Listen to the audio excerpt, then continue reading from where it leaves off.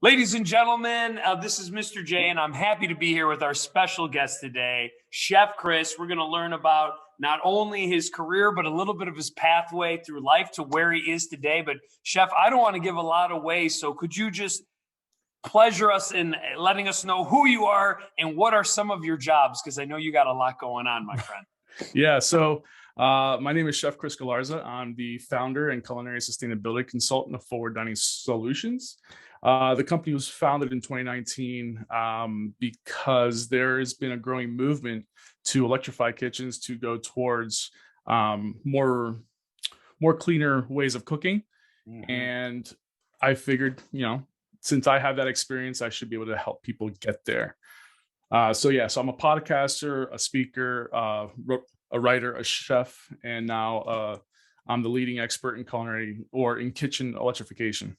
That's awesome. And I'm glad you mentioned that. We bring that up a lot due to climate change and that the need to switch to electric and then have renewable resources creating that electric will be so important to lower our carbon footprint. So thank you for all the work already that you're doing with that. Thank you. Absolutely. Thank you.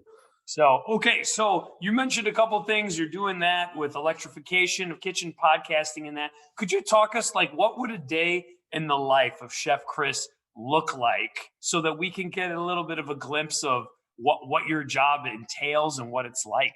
Right. So right now, we're in the building phase of the company.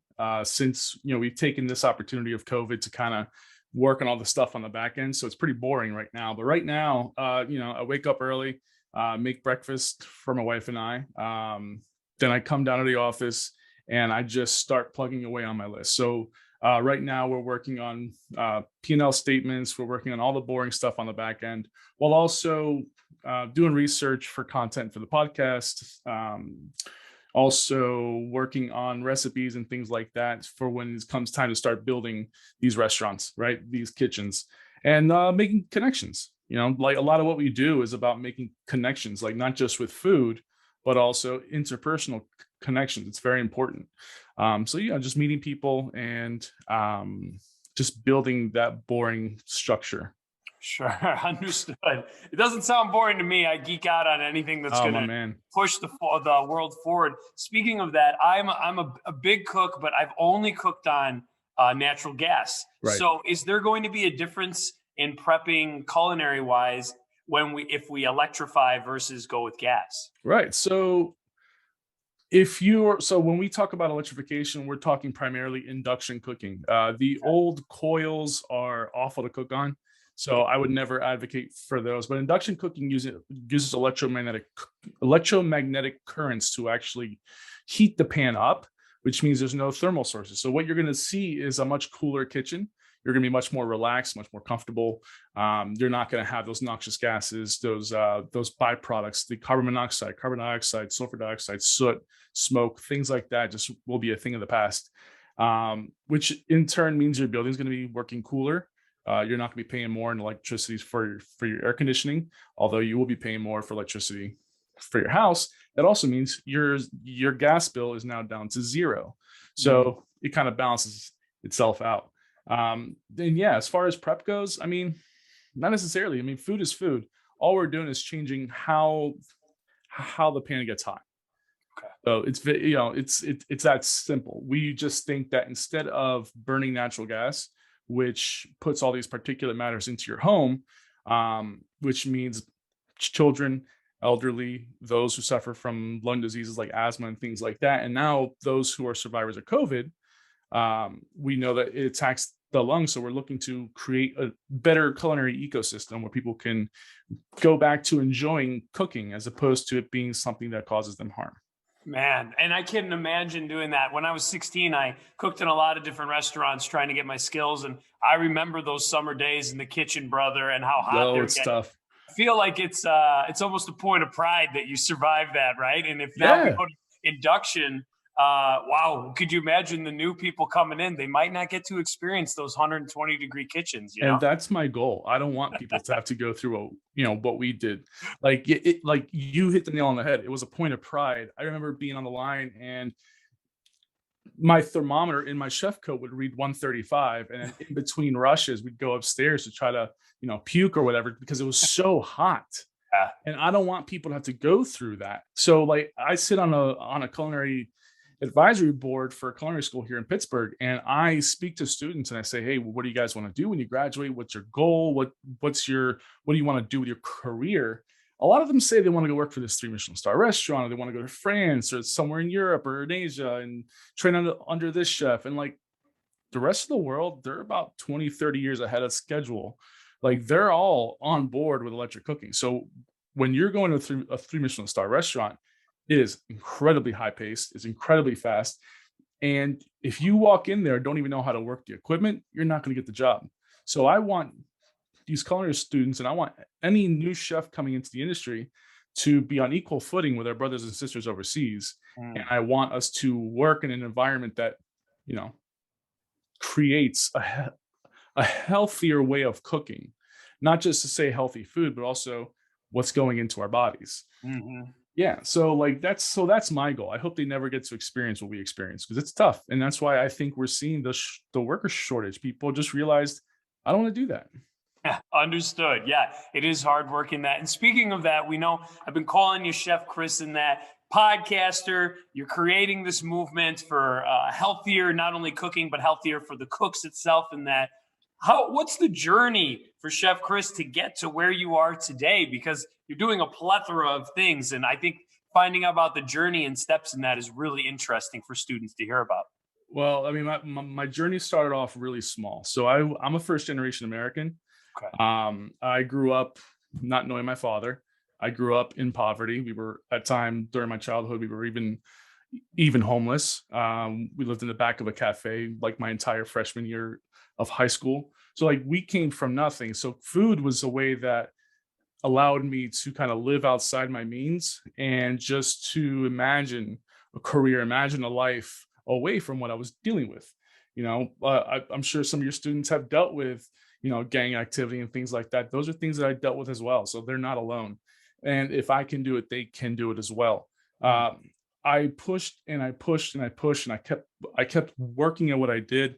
And at my first job, it was 15. I was a busboy for a restaurant, and I used my first paycheck to get a book from the Culinary Institute of America, which is like their big, thick cookbook. That's like it's not just a cookbook; it's like a textbook. And I wrote that thing from cover to cover, um, copying every word in it, so I can try to remember it, so I can be a chef because that's what I wanted to do. Um, by 19, I went to culinary school. I Nice. graduated with a bachelor's, and I was very, very proud of that. And then I got accepted to the Greenbrier, West Virginia, where I was an apprentice for a master chef, and I got to work with about 7 culinary Olympians, 3 other master chefs. I got to really experience a lot while I was there. And then from there, I kind of bounced around, just growing, meeting people, my reputation, my cuisine, my work ethic, until I got to Chatham University Eden Hall, which was the world's first fully self-sustained university campus. And through hard work and diligence, I then was decided to take the scary but necessary sacrifice to open up this company. And I left my position in November and been doing this full time, trying to build the company up ever since. So it it came with a lot of struggle, but I think that you know it was necessary because it gives me the motivation that like I know where I came from and I know that I don't want to go back. So Oh, I know I'm sure some of your students can relate to that. So it's important for me to talk about those things. I used to be ashamed of it when I was a kid, and now I treat it as a source of inspiration, a source of motivation to get me moving forward. So yeah, that's been my journey, and I just hard work. I can tell. And then congratulations on all your Thank you. success and your growth. That is an incredible story. I love hearing that.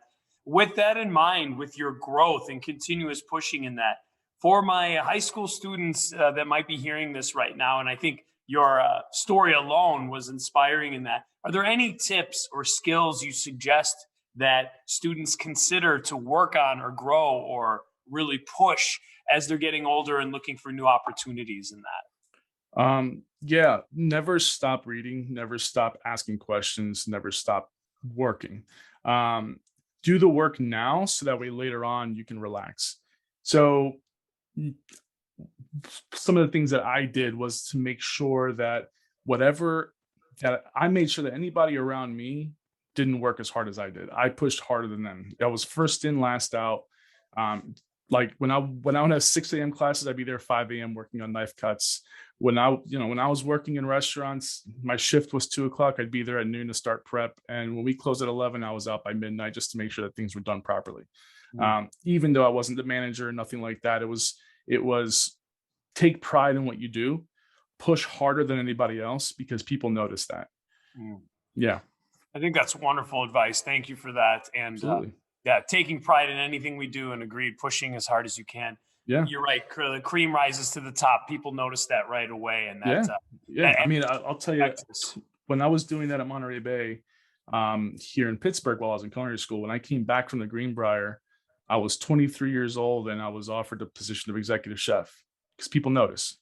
Mm. So like, yeah, like, and I came back as a cook and I jumped 2 or 3 positions to be that executive chef. So um, people people would rather have the person who works hard than the person who's just next in line. Understood. And well said. Thank you for that. Well, Chris Chev, I appreciate it. You are a busy man, I know, with all your different jobs and that. Really quick, if any students are interested, what is the name of your podcast in case they'd Uh, like to hear or tune in more? yeah, it's called Sustainable Overload. My host, Chef Juice, who's also a rapper by the name of Xander Wayne. He's been a chef for, I don't know, close to a decade now. So he and I connected, through food, through sustainability, and we wanted to share that connection with everybody else. The whole point of the podcast is to kind of pull back that veil and say, sustainability a lot of times has this political aura around it when it's really just people like you and I just trying to make a difference, trying to make a better world for the people who come next. That makes so much sense. I love that. All right. So, well, students, we want to, on behalf of myself and my students, Chef Chris, we want to thank you for your time. Congrats on all your success. Best of luck in growing this business. This is incredible. And hopefully we'll catch up with the rest of the world with our induction cooking skills and having a cleaner and healthier version of cooking for everybody. Yes. Thank you, sir. I appreciate it. And everyone out there, stay positive. Only good things happen to people who are positive.